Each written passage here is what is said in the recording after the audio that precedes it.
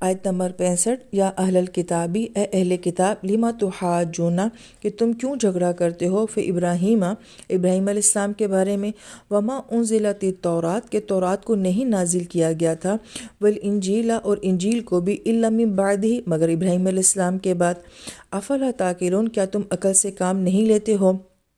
اس آیت مبارکہ میں جو اہم بات کی جا رہی ہے کہ نبی علیہ السلام کے دور میں جو 3 قومیں تھیں، یہود، نصارہ اور مکہ کے مشرک، تینوں اپنے آپ کو ابراہیم علیہ السلام سے منسوب کرتے تھے۔ یہاں پہ یہود و نصارہ کی بات کی جا رہی ہے۔ لہذا یہود یہ کہا کرتے تھے کہ تورات میں جتنے بھی احکام، مسائل اور فتوے آئے تھے، ابراہیم علیہ السلام انہیں کو فالو کیا کرتے تھے۔ تو قرآن یہ کہتا ہے کہ یہ بات بڑی عجیب ہے کہ نبی پہلے کتاب پہ عمل کر کے چلے گئے اور کتاب ان کے جانے کے بعد آئی ہے۔ پھر نصارہ یہ کہا کرتے تھے کہ ابراہیم علیہ السلام عیسائیت کے مذہب کو فالو کرتے تھے۔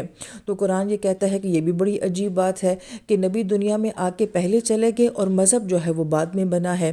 تو قرآن یہاں پہ یہ کہتا ہے کیا یہ لوگ عقل سے کام نہیں لیتے، یہ کیسی باتیں کرتے ہیں۔